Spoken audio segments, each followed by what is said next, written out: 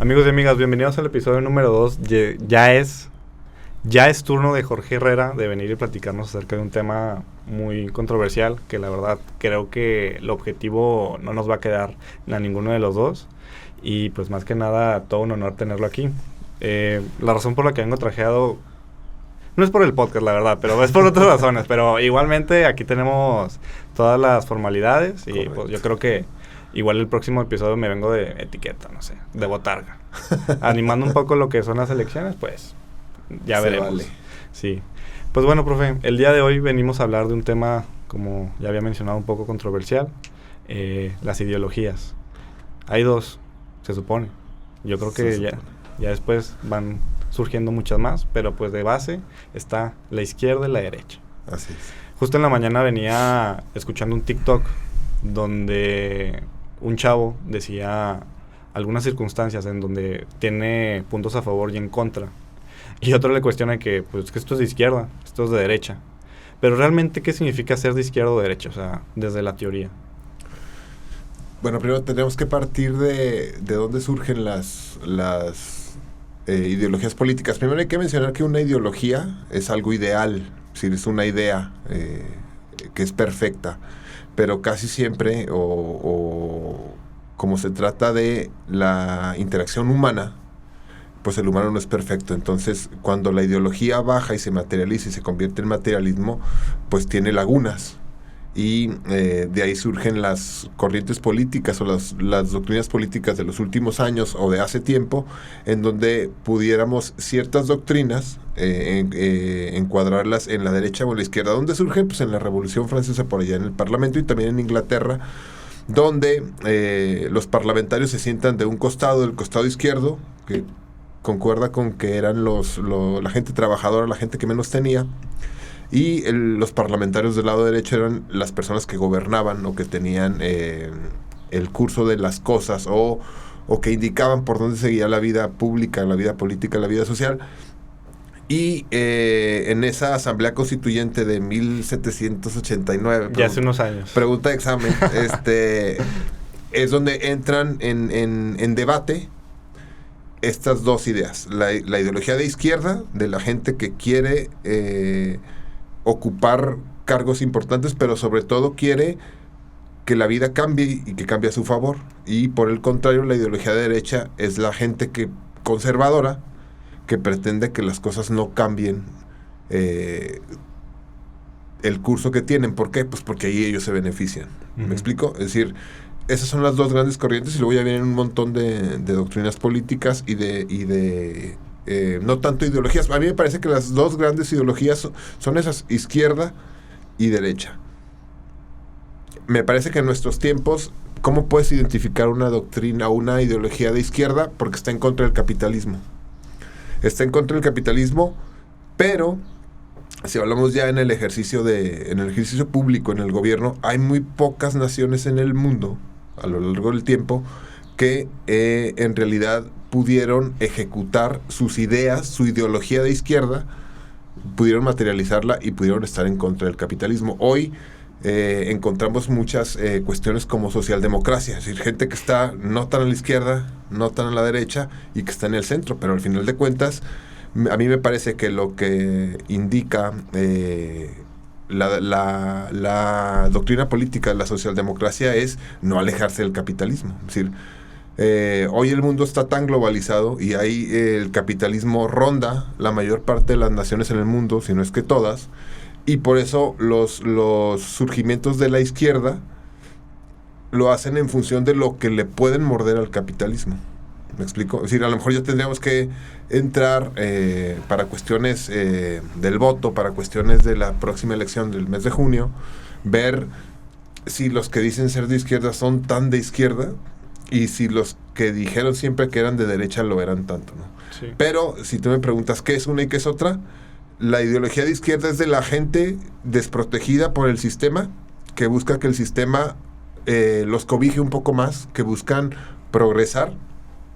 Y la derecha es el segmento político que tiene el poder y que no lo quiere dejar. El presidente es muy claro. A la derecha le ha llamado los conservadores o los fifís, y los que no son de ahí, que son su capital político, esos son la izquierda. Ahorita mencionaba que realmente pues el mundo globalizado ha adoptado el capitalismo como el principal pues modelo por el que se rige cualquier país. Y digo, la verdad, con mucha razón, no es por decir que estoy de un lado o de otro, pero los ejemplos que tenemos de los modelos de izquierda pues realmente son modelos, podríamos decir, fallidos.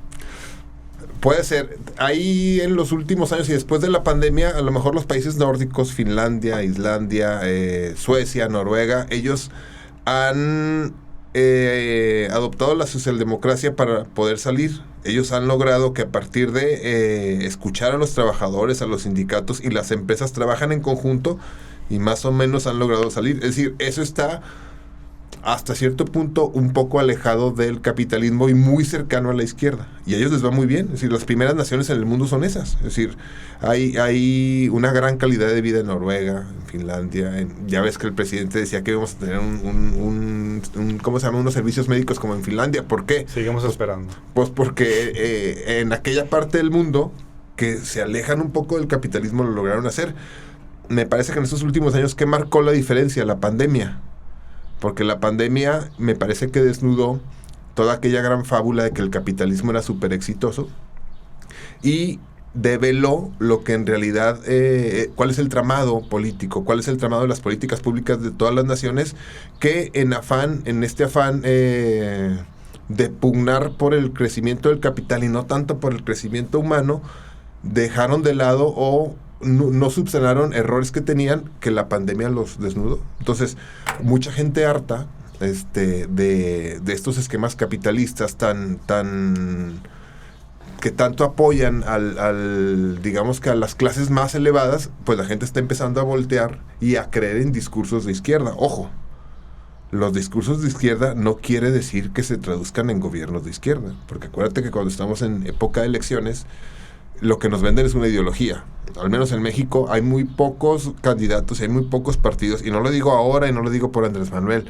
Si analizamos la historia de las elecciones reales en México, que me parece que inician en 1988, difícilmente vas a encontrar un candidato que te diga qué va a hacer.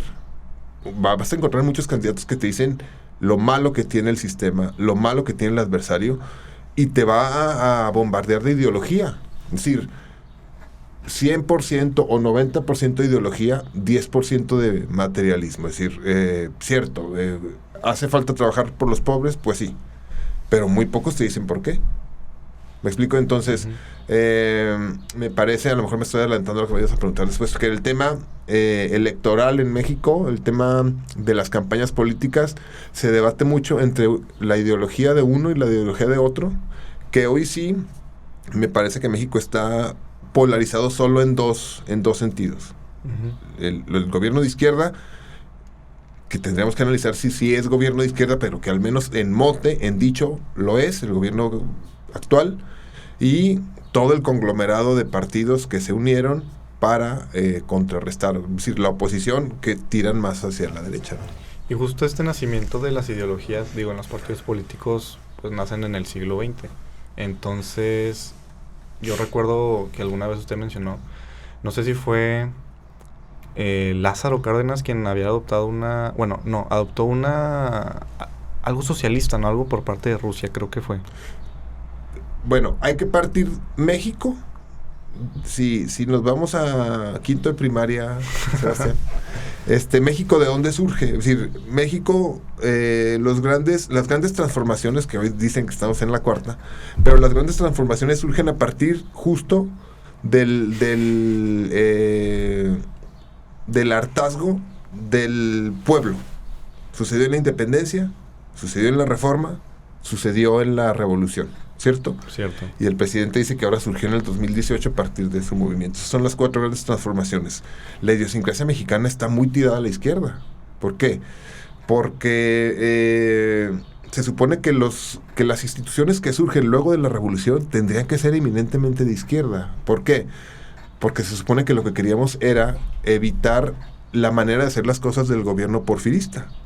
Y entonces surgen levantamientos en el norte, en el sur, en el centro del país, que lo que buscaban era que la gente mejorara sus condiciones de vida y poco a poco ir equilibrando. Es decir, Los primeros gobiernos, digamos, constitucionales en México buscaban y tenían un sesgo de izquierda.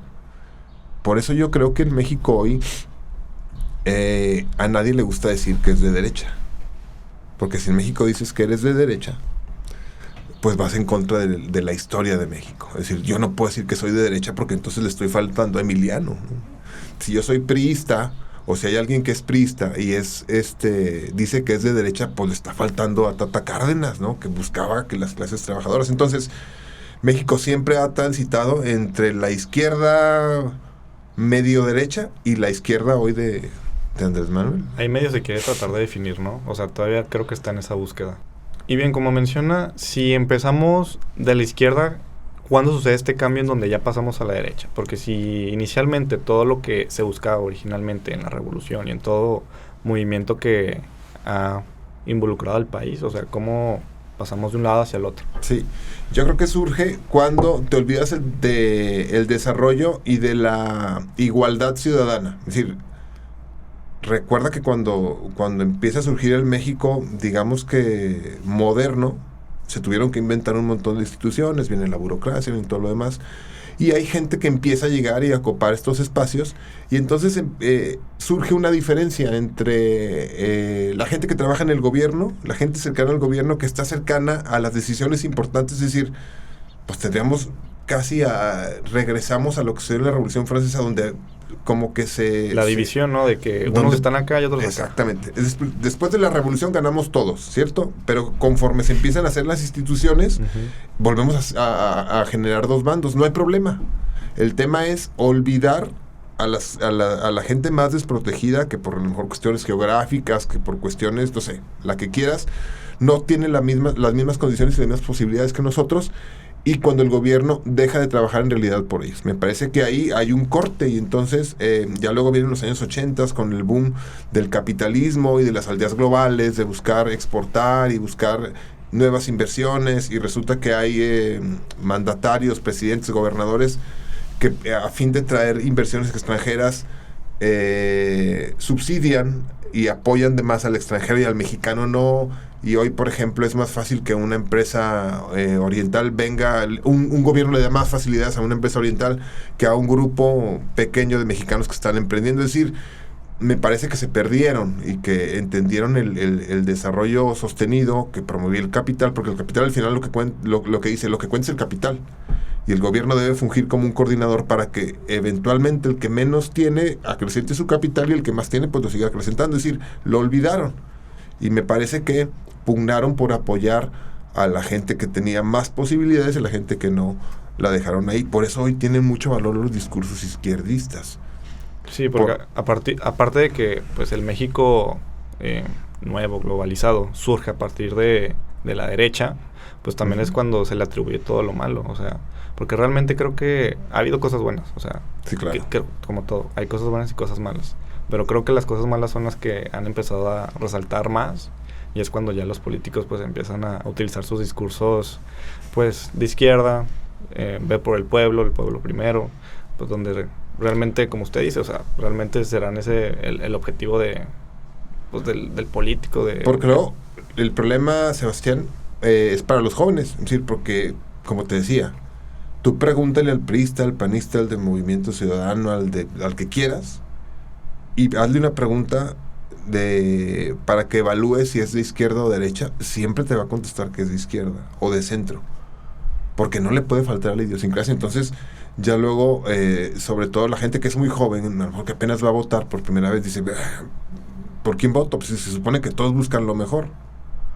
A lo mejor si nos remitimos a la historia, hoy el PRI trae el discurso de que nosotros inventamos las instituciones, es cierto. Y como dices tú, a lo mejor hay instituciones relevantes, el INEGI, el INE, no sé, transparencia, la que quieras. Y dicen, ellos solo aprovecharon lo que ya existía. Bueno, pues eso es medianamente cierto. Y el presidente o el partido del presidente en muchas ocasiones desdeña las instituciones que ya están. Lo paradójico es que muchos de los que hoy son candidatos ocuparon espacios importantes en esas instituciones. Entonces, como tú dices, no todo es malo, pero a la hora de decidir, sobre todo para un joven que a lo mejor no está tan inmerso en el tema de la política, porque puede ser erróneamente, o se pudiera pensar que no es tanto su tema, es complicado decidir. Es decir, por eso luego tenemos situaciones como que nos vamos con candidatos que a lo mejor no tienen ni siquiera propuesta ideológica, sino que a lo mejor nada más con un jingle o con una buena canción cautivan a un joven que dice, bueno, pues al final de cuentas me acuerdo de la canción y voy a votar por él. Oiga, yo ahorita menciona a los jóvenes. Un dato, por ejemplo, que ocurrió en el pasado debate es que, si no me equivoco, solamente fueron 72 segundos los que se dedicaron a los jóvenes, las propuestas que tenían los tres candidatos para, pues, resolver problemas de jóvenes. Y pues realmente algo que se está comentando, yo creo mucho, sobre todo en redes sociales, es que, o sea, no está a consideración los jóvenes para nada. Es como lo que mencionaba el candidato, bueno, pues voy a decir el nombre, Maines, el presupuesto, por mencionar, que realmente solo creo que era un 1%, menos del 1%, el cual se dedicaba a niños, y todo lo demás iba dirigido pues a diferentes segmentos de edad. Y es lo que decía, que pues, realmente se le dedica más dinero a ellos, más presupuesto, porque son las personas que pueden votar. Y con esto voy a otra pregunta. ¿Cuándo cree que un joven se le enseña o empieza a acercarse a temas de política o de lo que estamos hablando sobre las ideologías? ¿Cuándo empieza a realmente aprender de esto? Yo creo que no va a ser temprano, es decir, a lo mejor cuando ustedes están estudiando tendrán un par de clases, un par de maestros, una charla, la visita de un candidato, no sé, que a lo mejor les despertará el interés, pero genuinamente yo creo que un joven va a empezar a interesarse hasta que se vea afectado, es decir, hasta que piense que se vea afectado. Maines dice esto, pero tampoco dice cuál es su proyecto, es decir, tampoco dice cuánto va a destinar, tampoco dice cuál es el gran proyecto para los jóvenes, si va a haber bolsas de crédito, si va a haber, si son a fondos perdidos, si son créditos blandos, si va a mejorar los esquemas a modificar los planes de estudio, si va a apoyar, es decir, lo más fácil es decir, bueno, hoy no se destina nada, pero tampoco avisora un gran futuro si por recordar su cancioncita van a votar por él. Pero me parece, respondiendo rápido a tu pregunta, ¿cuándo un joven se interesa? Hasta que se da cuenta que no hay fuentes de empleo. Y entonces dice, ¿quién debe generar fuentes de empleo? Nuevas empresas. ¿Y quién trae las nuevas empresas? Pues el gobierno facilita el recurso. A lo mejor yo quiero emprender. Si tú quieres hoy o dentro de un año cuando termines tu licenciatura emprender, si Dios quiere, vas a batallar un montón. Es decir, si vas por el lado del gobierno, vas a batallar mucho para que te den un crédito. Si lograste juntar dinero y empiezas tu empresa, si no eres 80% productivo, los impuestos te van a comer. Es ahí tal vez cuando supongas que el gobierno no es sensible a lo que necesitan los jóvenes. Pero ahorita, que tu vida se suscribe de lunes a viernes, de 7 a 3, en clases moleras con maestros, no veo cómo le pudieras entender. Me parece que es también una cuestión de idiosincrasia. Es decir, en mis clases, sobre todo en alguna que doy en comunicación, cuando trato temas de historia, algunos de los muchachos se sorprenden de elementos de la historia como que básicos que la educación pública no nos otorga. Me parece que también ahí en el tema de los contenidos nos deben invitar a pensar y a cuestionar. Es decir, no nada más es la historia de los niños héroes, de Benito Juárez, del cura y de Pancho Villa y Emiliano Zapata. Hay que invitarnos a ¿cómo se llama? A informarnos de otra forma. Tal vez ahí, Sebastián, sea mucho más temprana la importancia que le den los muchachos y los jóvenes al tema de las votaciones, porque es relevantísimo. Mi primera clase de merca política, de comunicación política, es aquel joven que piensa que la política le es ajena, se está equivocando terriblemente, porque de la política sale el precio del pan, el costo de la gasolina y la fuente de empleo que va a atender. Si no lo han entendido así, a lo mejor es un problema de la cuestión educativa, a lo mejor también de casa, que no hemos sabido ser o interesarlos de esos temas que son tan relevantes, creo yo. Sí, y sobre todo qué triste que ya tan grande edad de estarte enterando de todas esas cosas cuando realmente a lo mejor pues pudieron haber esfuerzos desde que estabas chiquito en primaria, secundaria, incluso prepa. Y mira, hay un dato importante en el Comité de Participación Ciudadana que tenemos aquí en la universidad. Analizábamos hace poco que hay una gran cantidad de jóvenes que votan tan pronto como pueden. Tú sacas tu INE, tu credencial, y a lo mejor la elección presidencial viene 1 o 2 años, votas. Luego resulta que los muchachos tardan 12 años para volver a una elección presidencial. Es decir, me parece que votan por el tema de la novedad de utilizarla. Pero es tanto el desinterés que vuelven a votar cuando tienen 28, 30 años. Y como tú dices, es mucho tiempo. Ya cuando los problemas realmente les empiezan a afectar. Exactamente.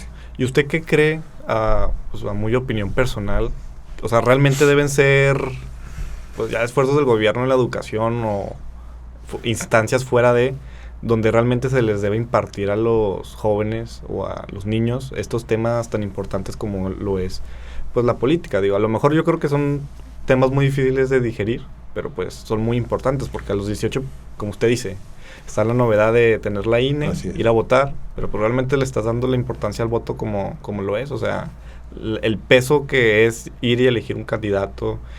Ahora que estas elecciones pues tenemos como más de 5 cargos, yo creo. Bueno, en diferentes estados, la verdad. Aquí en Coahuila vamos a votar por el presidente de la República, presidente municipal, diputados, senadores y diputados también, ¿verdad? Sí, entonces pues realmente son 4 cargos en los cuales nos tenemos que informar. Y tenemos que informarnos bien, pues, porque no es cualquier cosa. Me da mucha risa porque, o sea, inclusive yo me identificaba que en redes sociales está ya en los esfuerzos de explicarle pues a las personas que no saben lo que hace un senador o lo que hace un diputado. Y digo, yo me identifico porque a mis 21 años, digo, ya voté creo que ya voté una vez. Entonces, digo, me tocó votar por diputados y esa vez yo ni siquiera sabía qué es lo que hacía un diputado. Y digo, pues no manches, o sea, realmente, como usted dice, ni siquiera las propuestas están tan accesibles para poder uno informarse y saber qué es lo que están proponiendo los presidentes de la República. Digo, qué es lo que tienen planeado para el país, para los siguientes 6 años. Y, por ejemplo, Sebastián, cuando son las elecciones presidenciales, son las elecciones con mayor porcentaje de participación ciudadana, mayor votación. Porque la gente supone, me parece que erróneamente, que un presidente de la República es el que decide todo en el país, cuando es un error. Pero a mi punto de vista, muy personal y muy particular, lo más importante es el acomodo en el que va a terminar la Cámara de Diputados. ¿Por qué? Y vamos a los ejemplos del presidente Calderón y el presidente Ernesto Zedillo en sus últimos 3 años, el presidente Fox en 6 y el presidente Calderón en otros 6. Las grandes modificaciones que ellos intentaban en materia social, bueno, que al menos eso decían, no las pudieron realizar. ¿Por qué? Porque no tenían el control de las cámaras. Recuerdo alguna frase del presidente Fox de esas grandiosas que tuvo durante su sexenio. Más o menos decía, no pude hacer nada porque el Congreso no me lo permitió. Porque en aquel entonces el Congreso de la Unión era mayoritariamente priista. Entonces lo que el presidente proponía va para atrás. La miscelánea fiscal, el presupuesto de egresos y la ley de ingresos, más o menos se la autorizaban, pero con muchos candados. Al final de cuentas, sea el presidente que gane, me parece que lo que dicta mucho de la vida pública, la cuestión de impuestos, la cuestión de modificaciones a la ley, la dicta el Congreso. Y no nos importa. Es decir, hay mucha gente que vota por presidente, pero no vota por diputado y menos por senador. Ahí nos vamos ya a las minorías, porque a veces los porcentajes de votación de los presidentes son del 70% de la lista nominal, y por diputados es del 40%, es decir, hay un porcentaje de más bien 20 puntos porcentuales de gente que no vota porque no le importa, erróneamente. Sí, ¿quién es el que más publicita? El presidente de la República o el candidato a presidente. Pero los que marcan al final de cuentas las modificaciones importantes son los legisladores, y esos no nos importan. Otro ejemplo, las elecciones intermedias donde se renueva la Cámara de Diputados, es decir, que serán en 2027, no vota ni el 50% de la población de la lista nominal. No tiene este push como lo son las elecciones presidenciales. Pero porque no, o sea, a lo mejor también los diputados, las plataformas, luego tenemos diputados en La Laguna que nunca han aprobado ningún punto de acuerdo. Es decir, tenemos aquí exdiputados, exsenadores, exdiputados locales que han estado, ¿qué te gusta? 10 años pudiendo promulgar o firmar puntos de acuerdo, y no, les pagamos una millonada por no hacer nada. Pues la gente dice, a gusto, un diputado no me interesa, porque luego los medios de comunicación ponen imágenes de los diputados comiendo tortas ahí en la curul o dormidos, pues, abona mucho más al descrédito. Pero sí, ser presidente suena a lo más importante, pero los legisladores no están tan lejos de la relevancia que tienen para la vida política. Pero luego encontramos legisladores que hace 3 años eran del PAN y ahora van por Movimiento o están en Morena. Es decir, luego también la gente, como que, volviendo al tema de las ideologías, dice, a ver, a este candidato a gobernador yo lo vi 20 años en el PRI y luego resulta que es del PAN, y luego a la hora de firmar su carta como candidato también va con el PRD. Pues, ¿qué ideología tiene? Sepa Dios. ¿Sí me explico? Capirotado, revuelto. Sí, y cuando le preguntas a ese candidato cuál es su ideología, ¿a dónde va a ir? Al centro. Al centro. Y al centro tirado a los ideales revolucionarios. Y que yo ¿cómo se llama? Me identifico con Francisco Villa. Ni lo conoces, pero para el discurso está bien. ¿Me explico? Sí. Como usted dice, creo que yo he visto ya más esfuerzos por informar sobre lo que hace un diputado y un senador. Digo, actualmente pues son muy pocas las instituciones, yo creo, que realmente hacen tantos esfuerzos publicitarios por promover lo que hace pues estos cargos. Y es ahí donde nosotros como ciudadanos pues ya nos toca también una responsabilidad. Digo, al final, si estás yendo a votar, pues también tienes que informarte. Es como el examen, pues tienes que ir preparado. O sea, no puedes ir nomás así ahí se va Ave María, dame puntería. O sea, realmente es muy difícil. Y justo nosotros tenemos ahorita una plataforma donde pues estamos tratando de informar a la ciudadanía, aquí en Torreón, sobre todo las propuestas que traen los presidentes a la República. Tenemos los cargos, bueno, qué hace cada cargo como diputado, como senador. Ahí en la descripción del episodio pues pueden encontrar un enlace a WhatsApp, donde pues ahí estamos las 24 horas del día al servicio de cualquiera que lo necesite para poder informarse. Y pues bueno, profe, ya con esto vamos cerrando. Le agradezco mucho el espacio que nos permitió aquí. Y pues realmente, pues muy enriquecedora la plática. O sea, la verdad, digo, hay que despertar el interés en el tema. Y sobre todo a los jóvenes. Porque lo que dice es muy triste. O sea, como hasta cuando ya te están sucediendo los problemas es cuando ya te empiezas a preocupar. Digo, si puedes hacer algo para evitarlos o para prepararte para cuando ya llegues, pues es mucho más fácil, pues no la vida, pero al menos el día a día. Sí, es un ejemplo que doy en clase, se me hace que a ustedes se los dije. A mí me gustaría a lo mejor que un diputado o que un presidente municipal, bueno, candidatos a presidente municipal, a gobernador, vinieran y les dijeran, a ver, yo le prometo a la ULSA una bolsa de 5 millones de pesos para que todos los egresados del próximo semestre puedan a manera de tesis o a manera de investigación aventar un proyecto productivo. Y que sean 5 equipos y que a cada equipo les doy 1 millón, la mitad a fondo perdido. A lo mejor votaban por él, porque entonces sí se van a sentir aludidos. Es decir, al final de cuentas es importante el esfuerzo que tú estás haciendo, Sebastián, porque conozcan la importancia, pero también es importante que los jóvenes pidan y cuando vean a un candidato le pregunten, a ver, como que, y de todo lo que estás diciendo, de todo el idealismo del que hablamos al principio, de todas estas ideologías maravillosas, ¿de qué me voy a beneficiar yo? Sí, lo que hay que buscar. Pregunta, realmente, a mí no me vengas que la igualdad, no. Yo voy a salir a trabajar y necesito fuentes de empleo. ¿Tú cómo le vas a hacer para que en vez de competir con 3 jóvenes, compitan 3 empresas por mí? ¿Me explico? Al final de cuentas, los jóvenes deben entender eso, la relevancia que tiene solicitar no el apoyo, sino que cuál es el cómo hacen material tanta ideología tan rimbombante que nos avientan en un eslogan y que no se suscribe únicamente a lenguaje de señas. Pues bueno, con eso ya cerramos el episodio de hoy. Pueden buscarnos en YouTube o en Spotify. Estamos como Ya es Turno de Podcast. Y pues, profe, una vez más, un gustazo tenerlo aquí. Y pues bueno, tratamos de ser objetivos con este tema, la verdad. Pero pues si no nos quedó el objetivo, que lo honesto y lo real nos quedó en las palabras. Pues muchas gracias. Muchas gracias a usted.